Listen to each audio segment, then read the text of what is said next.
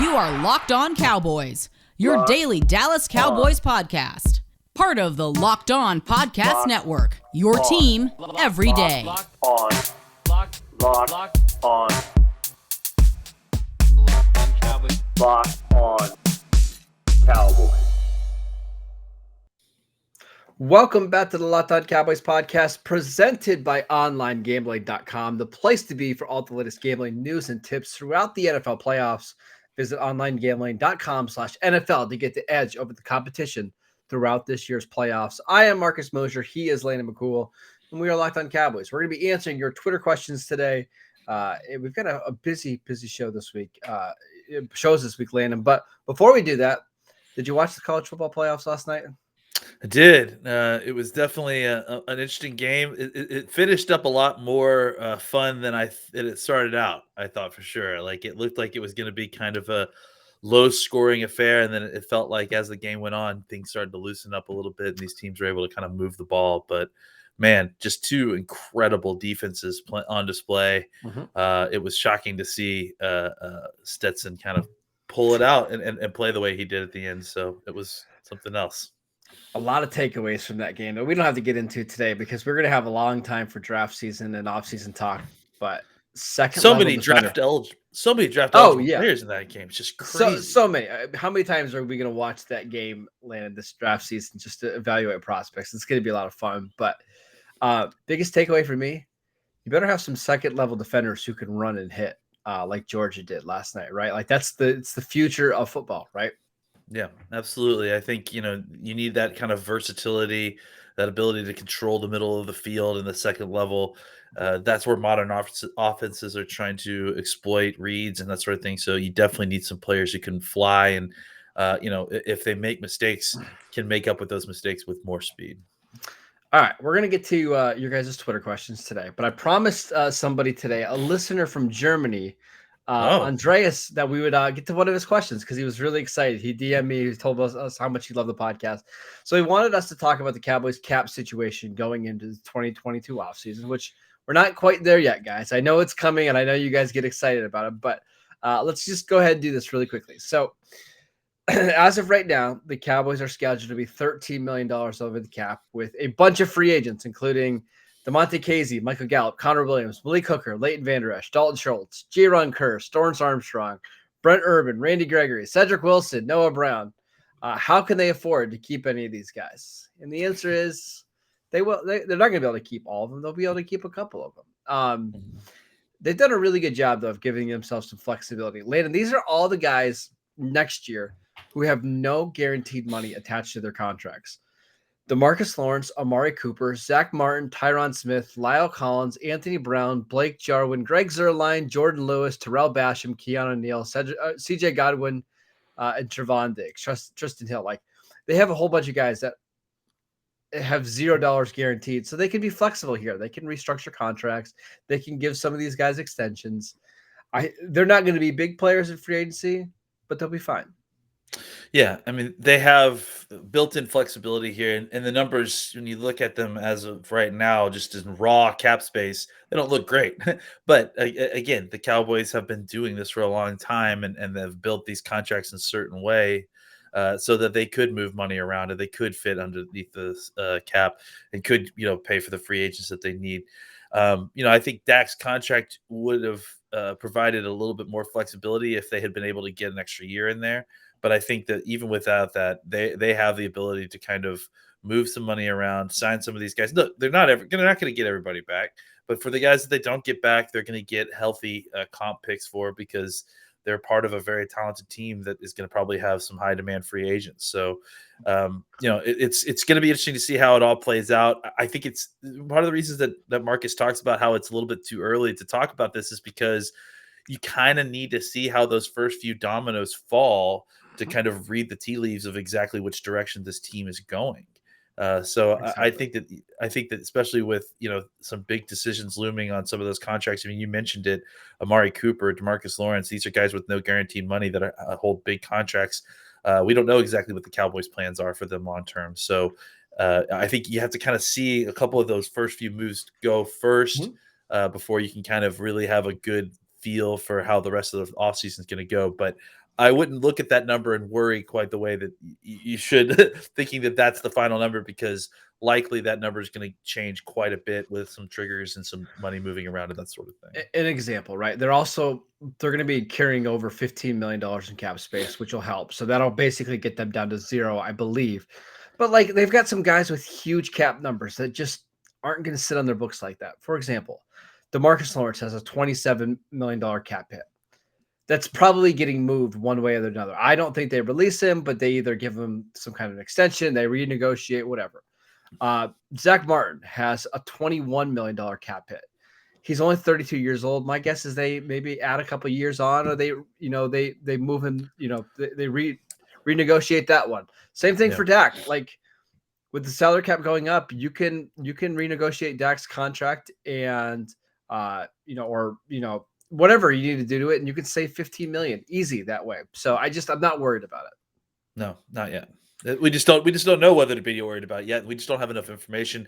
It looks ugly as it stands right now, but I mean, right now the team is concerned about winning a Super Bowl. When it's time to get their money right for 2022, it'll look a lot different. Again, I'm using over the cap, which is a great tool, by the way. I restructured 2 contracts: Dak Prescott, Zach Martin, and gave the Cowboys $23 million of cap space. It's two moves. Easy peasy. Easy peasy. They'll have options. So, again, not going to be big spenders in free agency, but the core of this team will be back in 2022.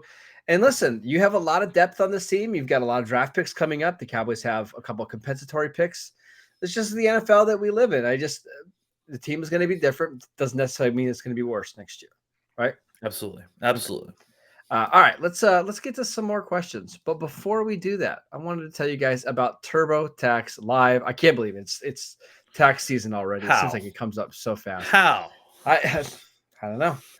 People think unusual circumstances mean complicated taxes, but for TurboTax Live experts, that makes things interesting. Maybe you are a full-time employee who decided to freelance this year, like I did the last couple of years, or maybe you decided to do some ride sharing after your 9-to-5 job. Luckily, TurboTax Live has experienced tax experts dedicated to answering all of your tax questions and finding every single possible deduction for you. TurboTax Live experts are ready to help you with your unique tax situations to get you your best possible tax outcome. Visit TurboTax.com to learn more. You do your thing. They've got your taxes. Intuit TurboTax Live. The Cowboys are going to need tax after the season to get their cap in order, I imagine. Yeah, there you go. They should hire TurboTax. Don't worry about it. All right, this question for Corey. We've actually talked about this a couple times, but I think it's a good one to refresh. He said, "Is this offense better with Cedric Wilson in the slot and helping Amari Cooper and CeeDee Lamb on the outside, being more just focused on one position?" I think I've made myself kind of clear here that I feel like it feels like Cedric Wilson, when he's in the game, helps stabilize this offense a little bit more than when they. It doesn't mean Gallup's a better, or that Wilson's a better player, because he's not. He's not. I just think that having him in the offense makes the offense more stable and reliable, and that I think it's just another person who Dak can reliably count on being where they're supposed to be. On any given play. Not that you can't necessarily rely on that with Cooper and Lamb, but it just feels like there's been a lot of high variance for those guys. So having someone who is kind of that reliable security blanket type at slot wide receiver and Cedric Wilson, it just gives you another option when they're focusing so heavily on the other outside guys, right? And even with Gallup, when Gallup is out there and it's all three of them, defenses are trying their best to try to figure out a way to take away all three, and sometimes you just need another reliable guy who can beat man coverage without too much flair, without too much. Sometimes these plays, they're drawn up to beat specific coverages in general, and really all you need to do is just be on time and be where you're supposed to be in order to win. So I think, and the other thing too is like on option routes, on things where it's about reading coverages or about seeing the defense similar to your quarterback. I just think that Cedric Wilson right now is on the same page with Dak, maybe as much as any receiver on this team. So having a guy that sees the field the way that Dak does, I just think has a benefit to the offense. It doesn't mean that he's a better wide receiver than any of those top three guys, but having him on the field is a benefit that I don't know that the other wide receivers provide for Dak the way that Cedric Wilson does in this specific manner. So I'm going to say something that sounds really ridiculous, but I hope our listeners know what I mean. Oh boy. Cedric Wilson is a less consistent receiver than Michael Gallup. Like, he's just not as polished, right? Like, he'll drop more passes. He's not quite the same route runner, but Cedric Wilson makes the Cowboys offense more consistent than Michael Gallup. Does that make sense? That's what I don't know if it does make sense, but that's what I've come up with as well, right? Yeah. Like, that's what I've been trying to say too, is that I can't explain why.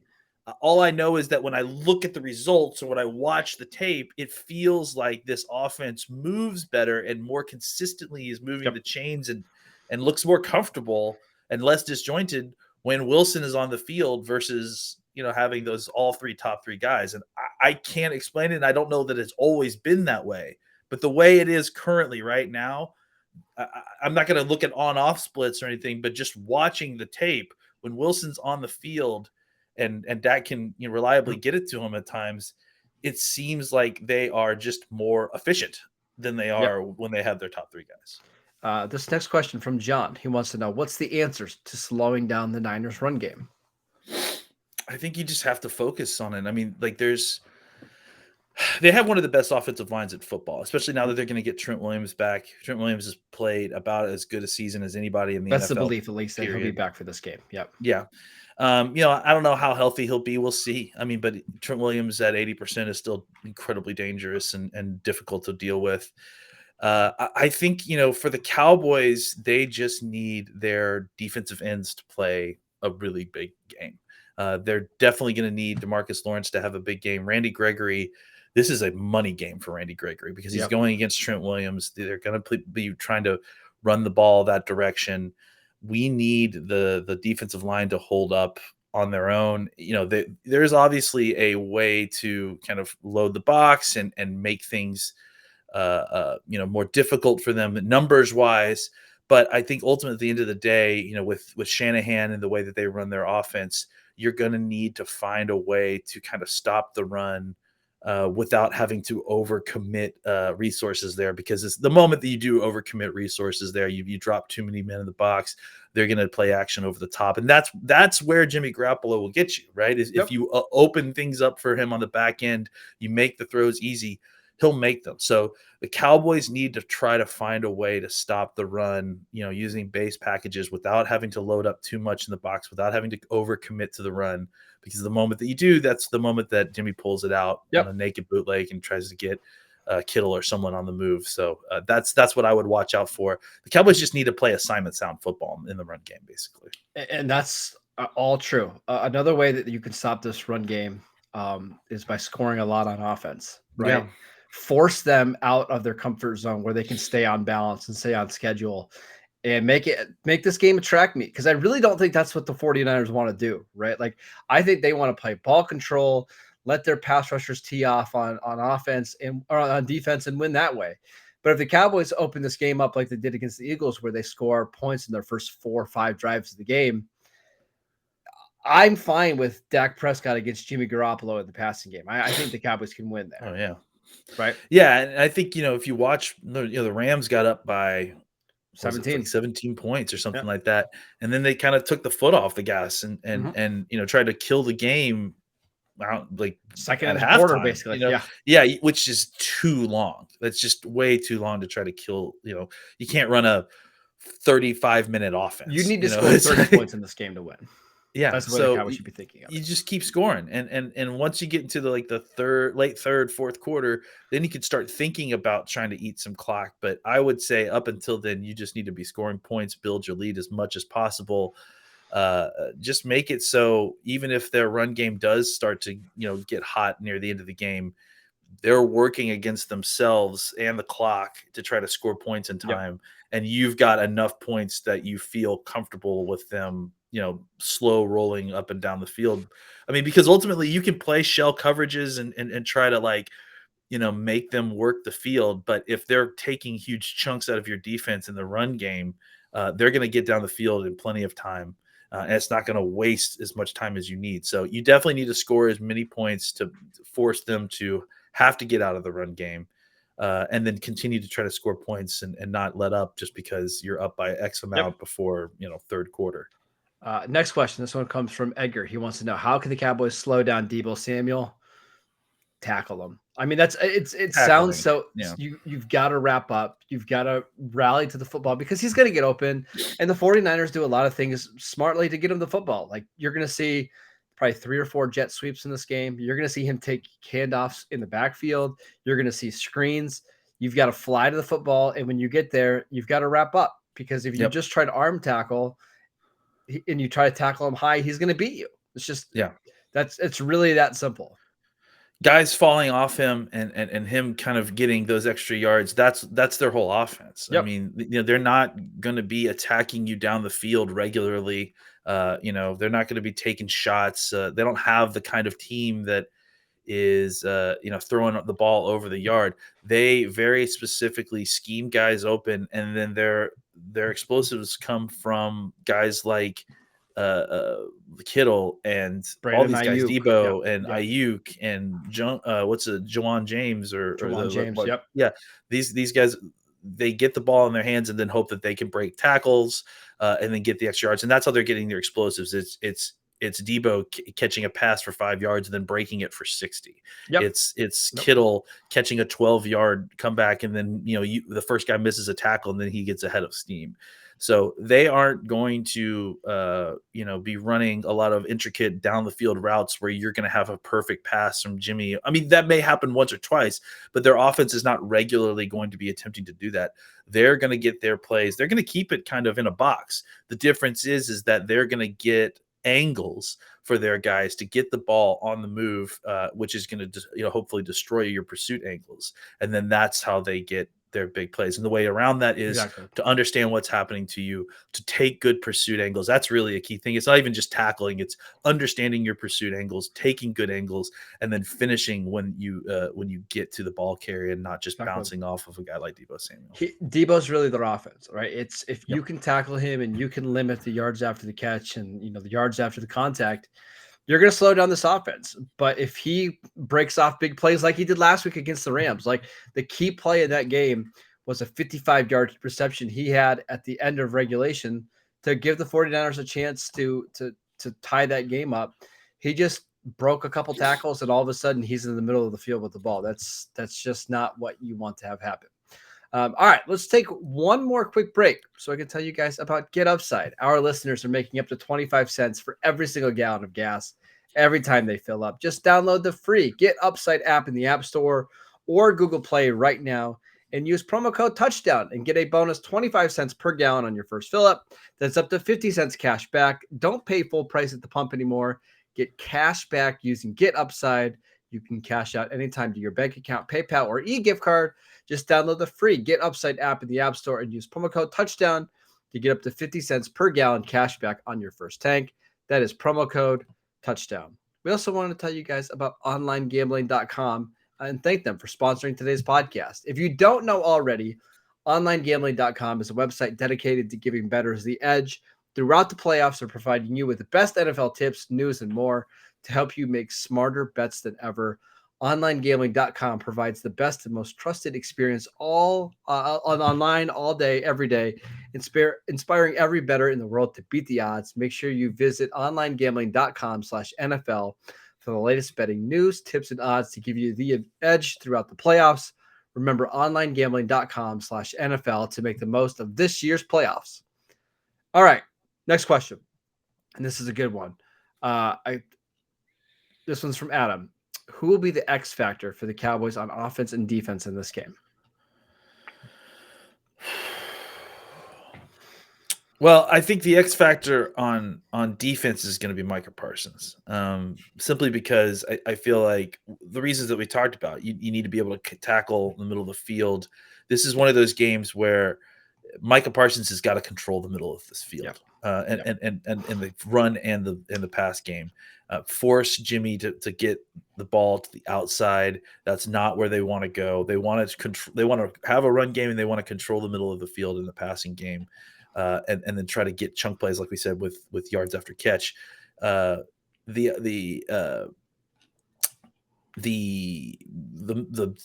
key for coverage is just kind of harassing these guys at the line of scrimmage. Yep. You want to try to make them delay the throw with Jimmy G as possible, because you want to give your defensive line opportunities to get to the quarterback and make a tackle. So I think another huge X factor on the defensive side of the ball will be someone like Randy Gregory. But I think the key on the defensive side will be Micah Parsons, because that's going to control exactly, both the run and the pass game in the middle of the field, which is the key spot where they want to attack. And then on the other side of the ball, I would say, I mean, there's a lot of ways you could go, but honestly, I'm going to say, I think La'el Collins needs to have an incredible football game.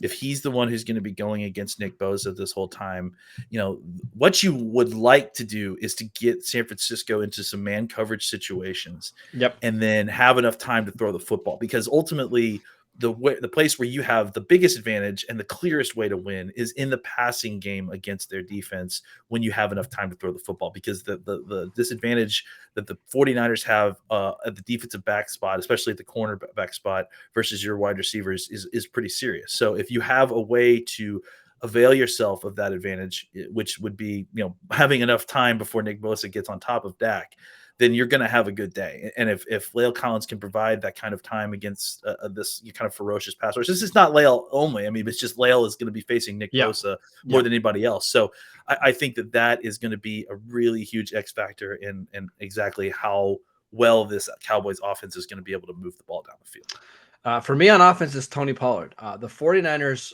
are really good against physical downhill running backs, where they struggle with speed guys. And if Tony Pollard can be the difference in this game, whether it's on screens, whether it's just on some wide zone runs, and he hits it and gets to the second level, I think he could have a big game. We saw it last year, right? Like, I know that these teams are totally different from what we saw last year, but Pollard had some huge runs against the 49ers in that game.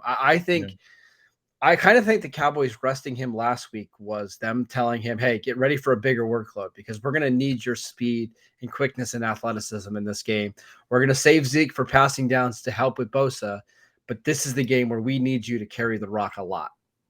Yeah, and more than that too. I do think that this is going to be a game where checkdowns are going to be key as well, because you're not going to get a ton of time because of the pass rush. You can send all your guys kind of deep to kind of take the chunk plays, but then what you can do is check it down to guys like Pollard, check it down to guys like Schultz, who are good in that kind of role, and get the easy, hit the easy button every once in a while. It's okay to do that, to pick up chunks here and there, especially on first down. If you're throwing the football, it's better to dump it off and get 4 yards on a pass than to take a sack or to run it into the teeth of the defense and get 0 yards on first down. So I look for Pollard to have an important role there too, just kind of as a guy who can give you 4 yards quickly when you've spread the defense out vertically. You just want to get some quick, easy yards to kind of get into good situation ahead of the sticks. And the last guy for me is Donovan Wilson. We'll see about the status of Jaron Kearse. It doesn't sound like he's going to be quite ready for Wednesday. Maybe back on Thursday or Friday, hopefully. But Wilson's got to be the guy that plays well in this game. He's going to be in a lot of conflict spots in this game where he's having to decide, do I try to go stop the run, or do I wait for the play action cross, throw to George Kittle or Deebo Samuel? Jimmy Garoppolo is going to throw you 2 or 3 balls a game in the middle of the field that are just bad throws, right? We saw it against the Bengals a couple of weeks ago, and Jesse Bates dropped it. The 49ers ended up winning that game. I think Donovan Wilson, if he has a good game, the Cowboys are going to win. Yeah, if I could just read this real quick. Josh Cohen tweeted earlier, PFF has Jimmy G with 23 turnover-worthy plays, 7th worst in the NFL. By the way, this is at @JCohen_NFL. Good follow. PFF has Jimmy G with 23 turnover-worthy plays, 7th worst in the NFL, 4 fumbles, and that leaves 19 dropbacks. And he charted all 19, and 16 of those overthrows were missing an underneath robber defender in some kind of in-breaking route, which is a very common type of route that they like to run with San Francisco. That robber role, when you're running kind of cover one robber, that's likely to be Donovan Wilson.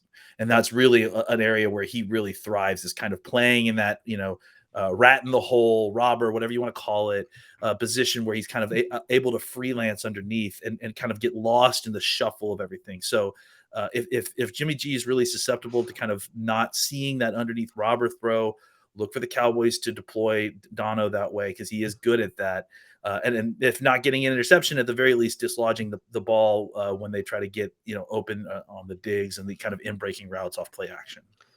Last question, and this is a really good one. This one's from @501 Flame. He wants to know, what is your favorite Cowboys 49ers game?